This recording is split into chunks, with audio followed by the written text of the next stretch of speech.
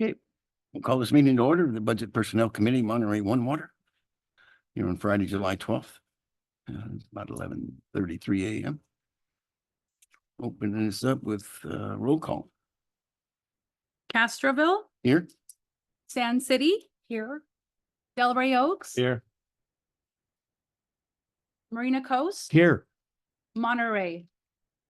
And we do have a quorum.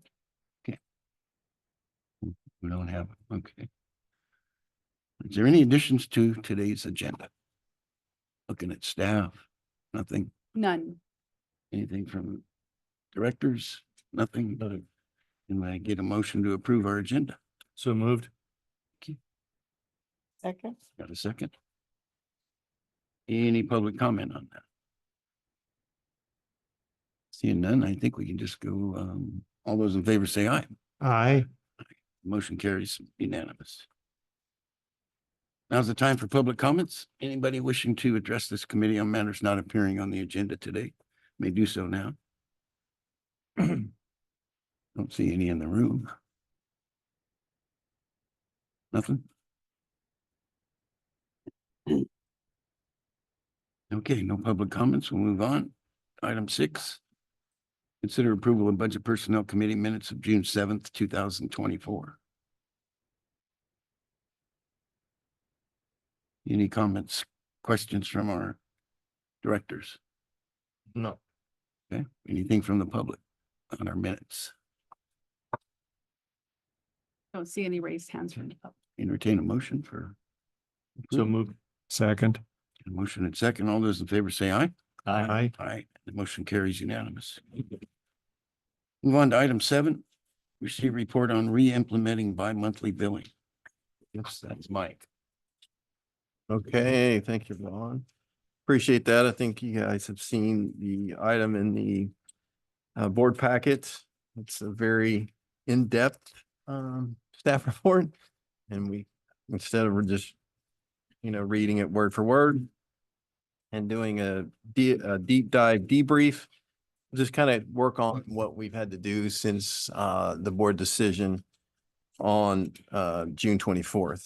And so, staff quickly have tried to re-implement the billing processes that we were going to go away from. And so, there was a lot of challenges that in that regard. But I think the main thing is that we are, sending those out and we're going to be back up and running.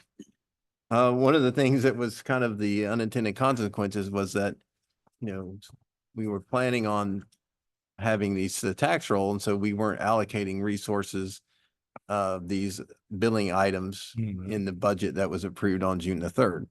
And so some of the things that you'll see here are things that we're going to have to utilize the contingency fund for, because they weren't included in the budget. And so I think the big one is the re-contracting with our current billing vendor, AFTS, and that is just the billing and the printing and so forth.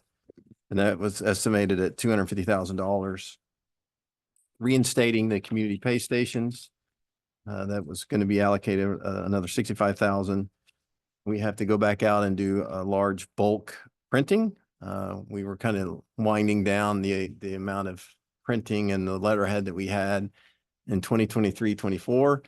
And now, we were kind of depleted that. And then now we have to restock that. So there's a printing fees of $30,000.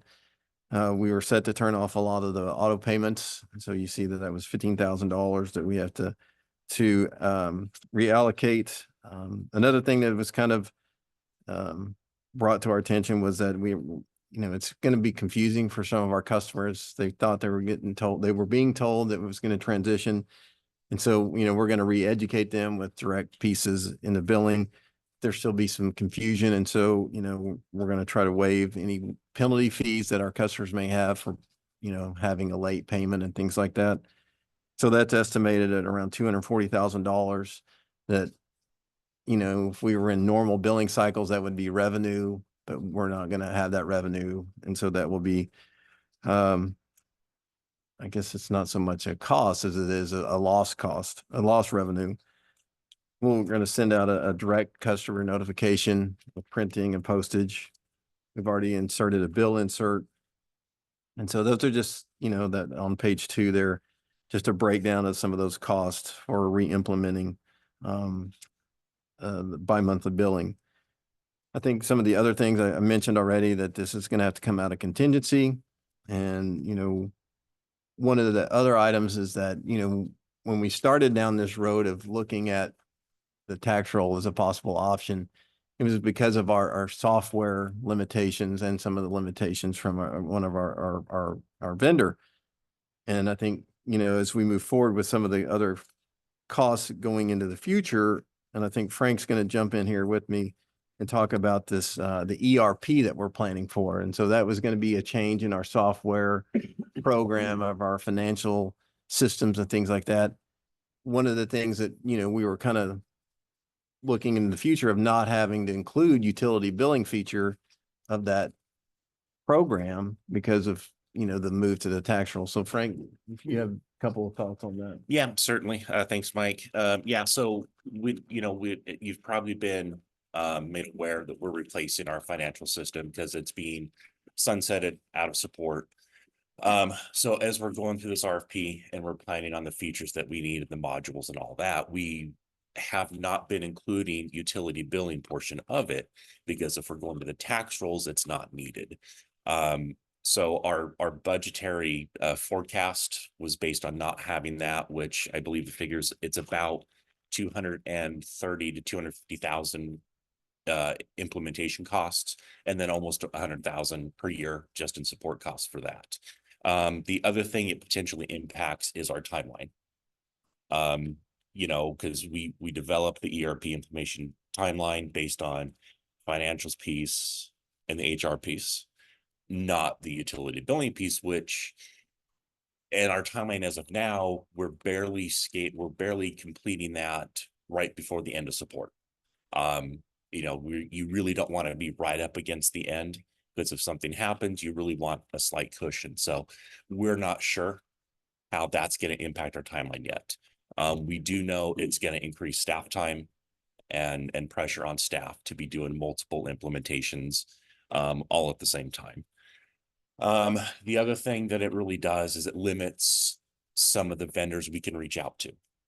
We were looking at, if we're just doing financials and HR, we can look at stuff that's not necessarily public sector oriented.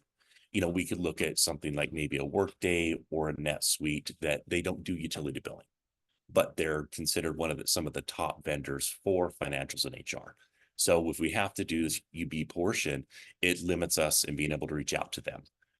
If we do reach out to them and they have maybe a partnership, then we're introducing pieces of software that are not made by the same company, that they integrate different support contracts, different service level agreements.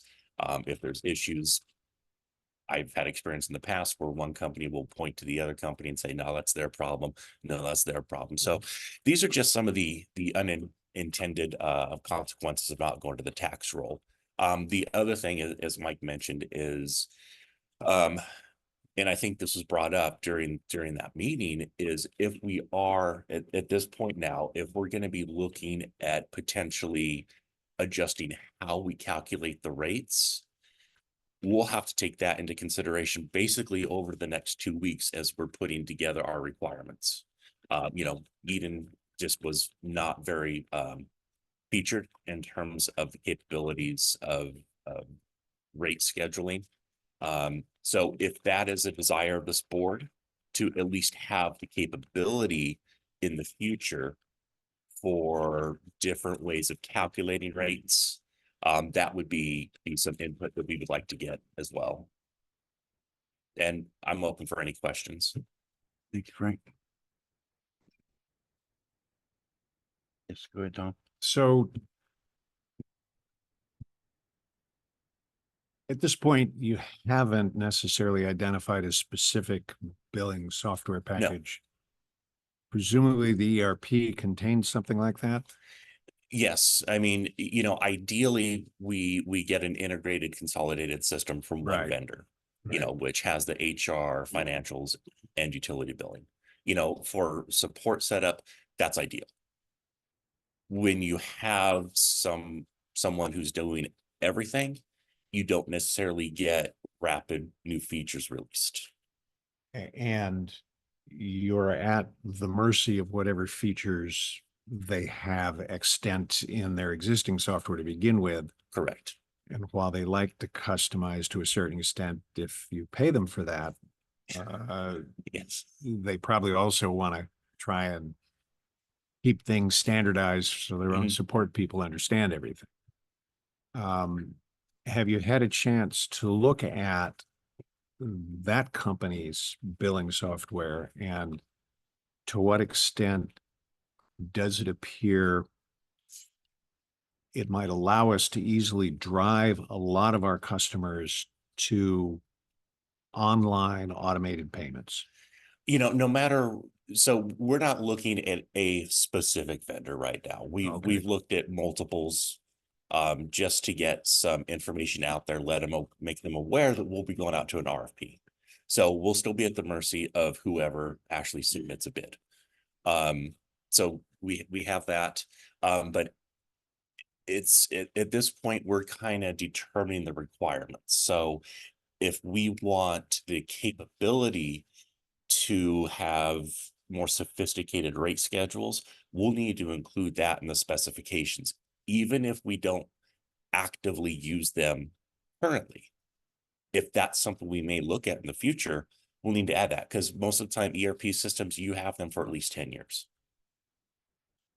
And then in terms of acquiring these services, I understand things from past experience.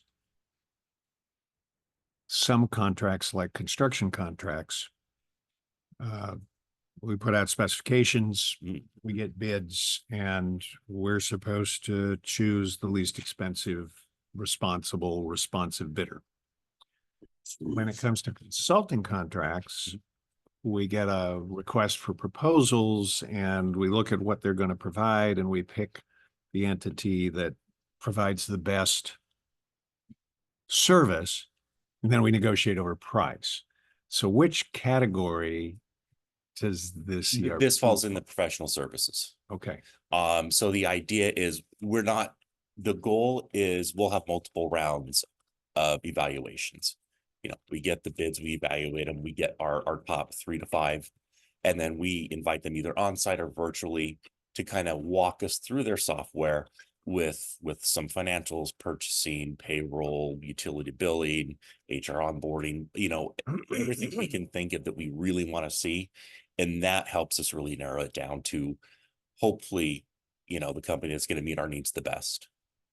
You definitely have my condolences for that process, because I've been through it Yes. with sports registration software, and their marketing people will say all sorts of things Yeah. and speed through stuff, and you don't really get your hands in it. You don't really understand it very well.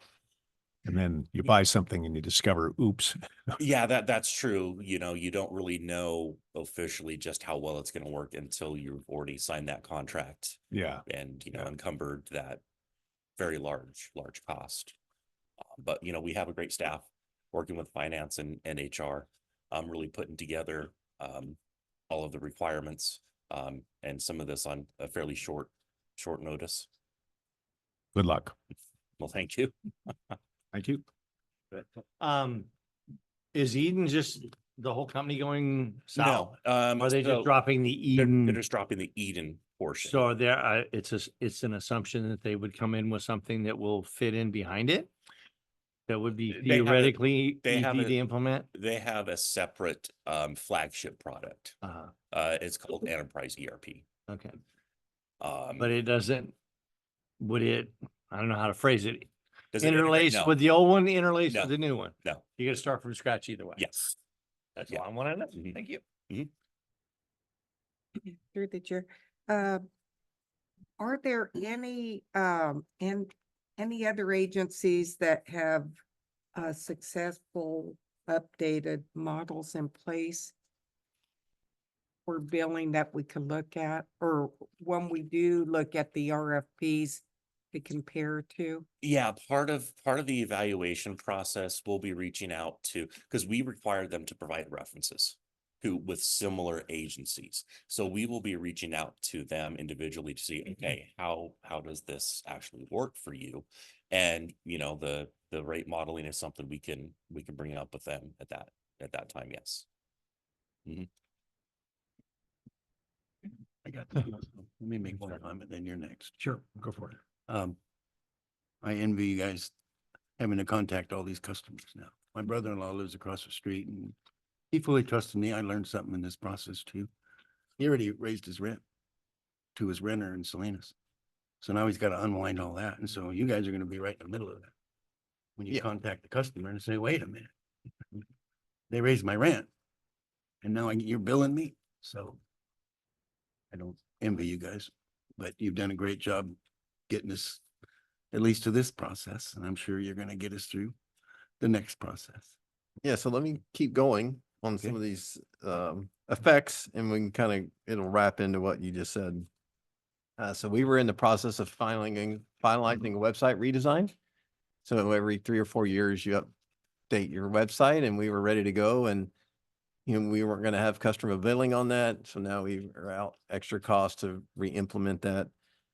Field inspection. So, we're going to intentionally free up some staff time to do more field inspections. So we were estimating $100,000 in additional revenue because of, more accurate billing information. And so now staff is reallocated to answer a lot of the phone calls that Ron just alluded to. That's one of the other areas that was determined to be an issue.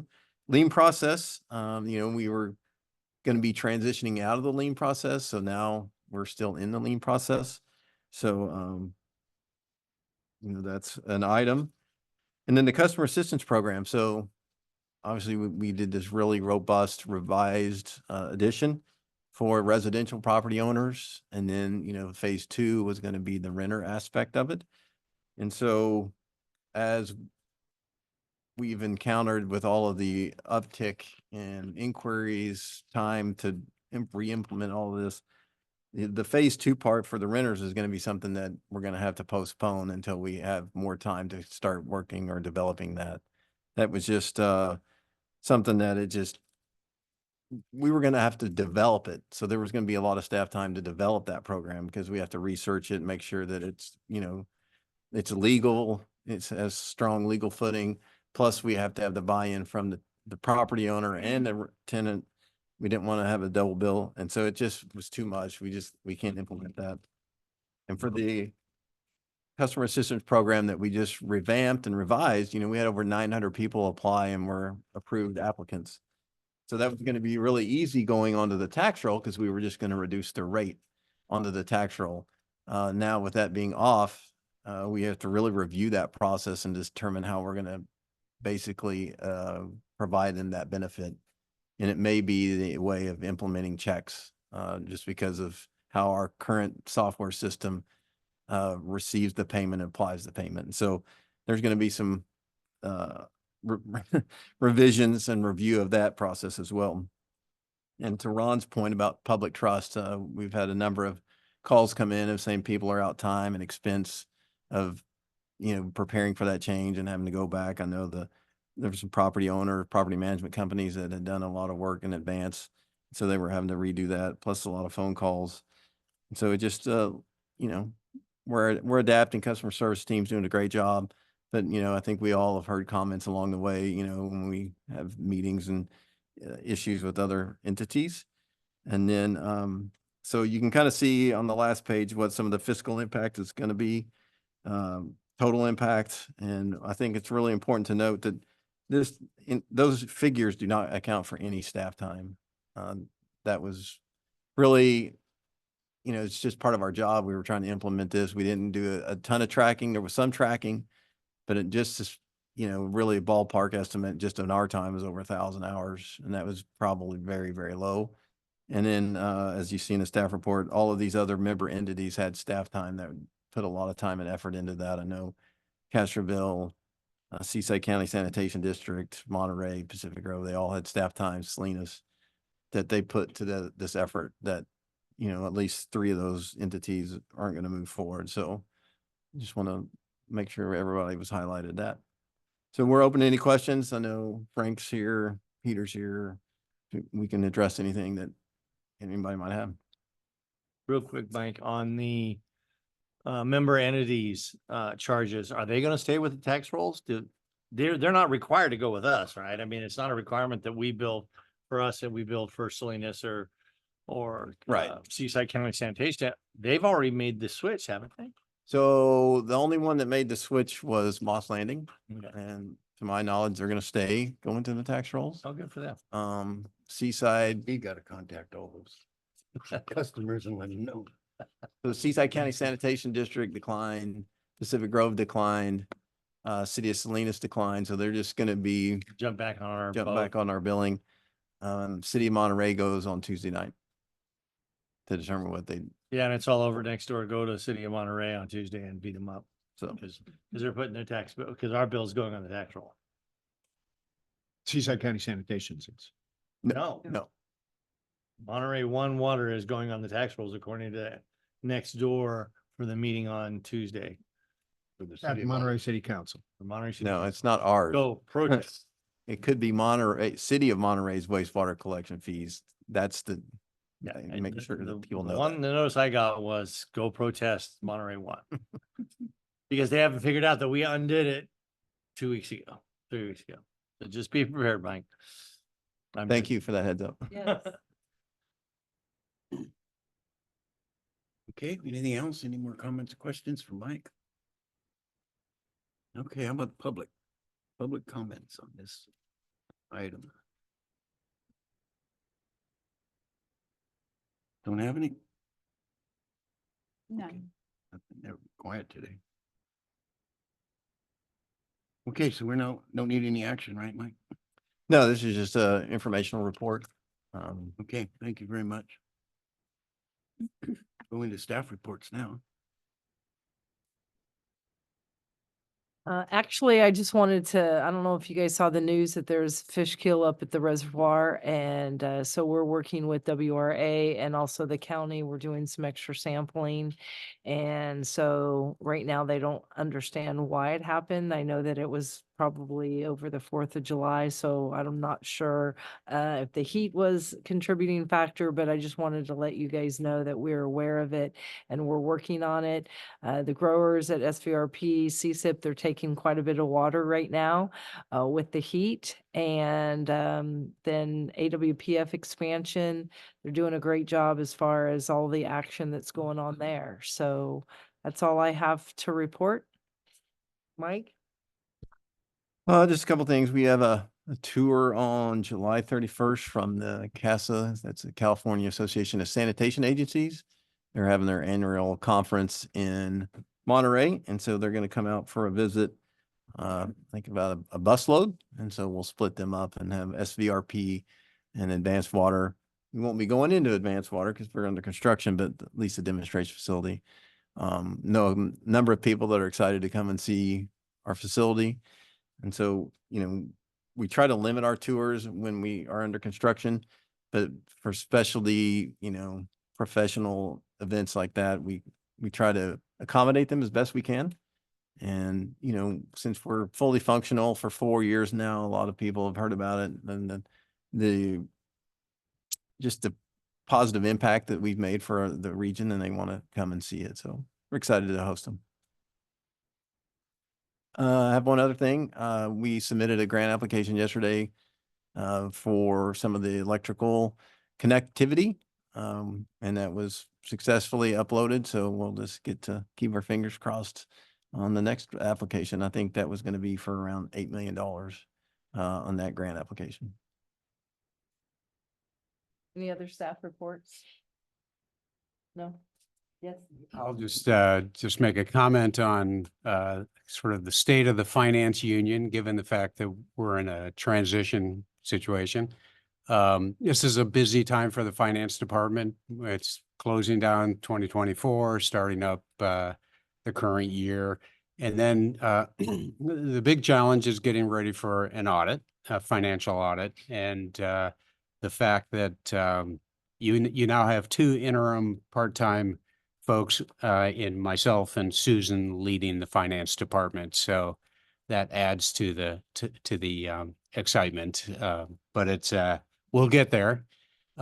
Personally, what I am trying to pay attention to is the kinds of activities that the CFO performed. And given the fact that other people have not been involved in some of those things, we don't want any surprises. We don't want things to slide through the cracks. So my antenna are up and I'm doing my best to kind of monitor what needs to get taken care of. That Fred took care of and other people were not involved in. Aside from that, we're just trying to kind of keep the ball rolling, keep things moving smoothly, and prepare for a transition for the time when the new CFO gets identified and comes on board, and that we hopefully will have a process where the transition is able to be a smooth one. So hoping that happens soon. Thank you, Peter. I have a couple other things. Tammy does a great job of calling out some of her staff that have really gone above and beyond, and I want to make sure I do that with our staff. I know that my coworker Rachel Godoyne just really put a lot of time and effort into the tax roll process and just meeting with all types of member entities and just customer service. Lindsay and her team did a great job in getting us prepared to get to that point. So really want to acknowledge, Rachel for sure. And then also Johanna, she does a lot of the unspoken stuff of getting those grant applications ready to be submitted. And this was a new submittal for us. And so it was really kind of time consuming. So, I think a lot of times we take things for granted, but staff time that really digs in. And just one other thing on our staff report that we talked about, I don't know, Ron and the board, if you guys wanted to bring this to the full board as an item that to be considered, just as an informational item, or, how we go through BPC minutes. Usually it's just something that gets approved on consent or whatever, but I didn't know if that was something that the board directed or other board members thought about. You want it on the agenda, right? Yeah, I think it needs to be on the agenda. Yeah, and I think we need to go through it personally. Right. I mean, I don't think the parties involved had any idea of the overall cost of staff time and just the little niggy stuff, like having to have bills printed. So we have bills printed for the company that we have now. Will they be able to be used by the company that maybe we transfer to? Because we didn't like the one we had. All these questions. I mean, I'm kind of sitting there going on this list, like, looking at what Mike's talking about and going, holy cats. This isn't just a, turn off one light switch and turn on another. It's affecting everything, literally. And I think we need to have that conversation. So I apologize for not bringing it up before, but do we need a motion from them, or we'll just bring that to the? Technically, Paul sets the agenda for meetings. Yeah. But if he makes a request from the four of us, I think he'll Take care. And, Put and it on. I do agree. So I believe it's unanimous here that this here be placed on the agenda. I look over at Bill and the agenda that we looked at today with these numbers, and that fiscal impact isn't even added in here. It's $1 million plus, not including the cost of future billing for software, the 92,000, the costs that weren't added in as staff time, and just the impacts in the community with trust. There's been so much, even, and hearing even with Seaside Sanitation, it's just needs to come back to the board just for discussion. And we may make some minor revisions to the report because we're getting other expenses as we go, and we didn't know about that. We'll try to have a more accurate report come the board meeting. Yeah. So on that topic, I had been mulling over the possibility of asking for another ad hoc outreach committee meeting. And now that I've heard your report, I think that's sort of cemented in my mind that I will request that, because two of the parties that voted in opposition are on that committee. And I think we ought to give them an opportunity to provide some guidance to our public outreach folks, to Mike and Rachel, in dealing with the various consequences. So that moves us right into public comment or committee member comments. Any others? Go ahead. Yeah, first, I would like to add my kudos and thanks to staff for having worked on this so hard, and then to have it not come to fruition had to have been, you know, pretty serious blow to morale, your egos and so forth. And I'm very sorry for that, but thank you for your efforts on behalf of our ratepayers, even if a goodly number of them from the public, how to put this nicely. Well, I was embarrassed for some of them speaking so forcefully and so erroneously, in such a public forum, permanently on tape. I get that people are busy trying to make a living, a lot of two-income households just to be able to afford a house around here. So you don't have a lot of time to read the stuff, understand it. I also get that our public education system has kind of neglected civics and so forth to a great extent over the last 20 years or so. And I also get that certain political interests and entities worldwide have been hammering away at how bad democratic government is for 30 years or so. It gets a little tiring to hear the stupid, erroneous assertions made about us. But we wouldn't be politicians if we didn't have thick skins, right? So I do have a sorry, not sorry. For work with the Naval Postgraduate School, I obviously had to zoom in from Washington, D.C. for the meeting, which meant I couldn't chair it. So I'm sorry I wasn't here to chair it. But I tell you what, I'm not sorry I wasn't here to chair it. And Tyler Williamson did a masterful job with a difficult situation, I think, particularly handling some of the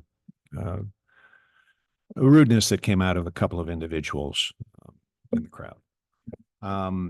So I have a list of consequences I've made, probably different from staff's and probably with a little more political bent to them. I plan on sharing that at this ad hoc public outreach committee. Next meeting.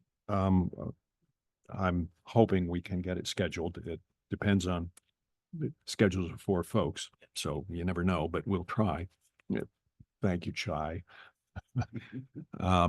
But if you have thought of any consequences that Mike hasn't listed, that weren't listed in this report, if you would like to share them with me, I'll be happy to add them to my already 1-page list to share with the outreach committee. Thank you. Yes, I just had a comment because like Tom, I was not here in person. I was out of state. And my comment from watching the interaction with the board and the public, that they did make a statement there about someone was on the phone.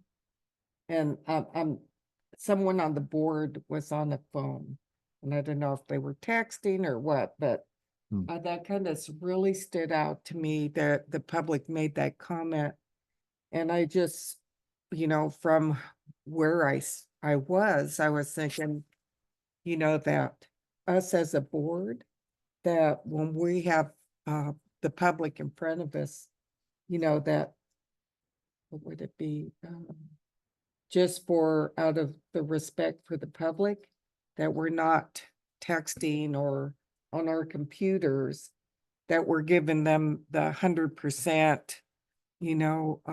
consideration, whether it's negative coming from there or whatever it is, that, you know, it does look bad if that's happening up here on the DS. I try and keep phones out of my city council meetings for the same reason, because it could look like, you know, you're talking amongst yourselves or whatever.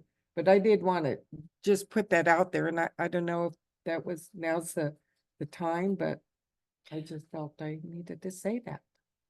May I Where did that provide come some? from? May I provide some clarification on that? So apparently somebody was on their phone, but taking notes of what was being said. And so I guess the camera might not have gone to the board member but his reply is, I'm taking notes. So, but you're right, as far as what people interpret.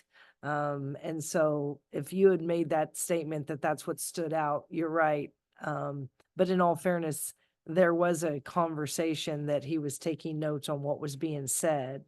So, And then also, Committee, I apologize. This is kind of turning into a continuation of our okay, discussion sorry. under item 7. We certainly can go back to item 7, but we would recommend we consider that. Okay.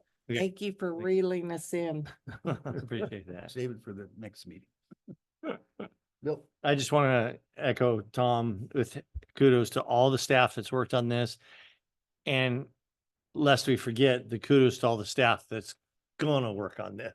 Yeah. And that's gonna be some of Tammy's folks and everybody else, because they're gonna get caught in the middle of budget stuff moving back and forth. And everybody, literally every single person in this agency is gonna bear some stress, some whatever you want to, however you want to phrase it, but I would call it stress because of this decision. And I want to thank every one of them for doing their best. And if it's a glass of Chardonnay or a Bud Light, whatever, that they can relax and know that the board's got their back. All right, any public comments on all our comments? See any? Okay. We'll move into item number 10. Do we have any public comments on our closed session item? Nothing? Okay. So we're going to go ahead and recess into closed session. Conference with labor negotiators. There you go, Josh. Okay. All right, go for it, Josh. We just wanted to report out a closed session. There's no reportable action. Thank you. Thank you. Okay, thank you. And we'll go ahead and adjourn this meeting.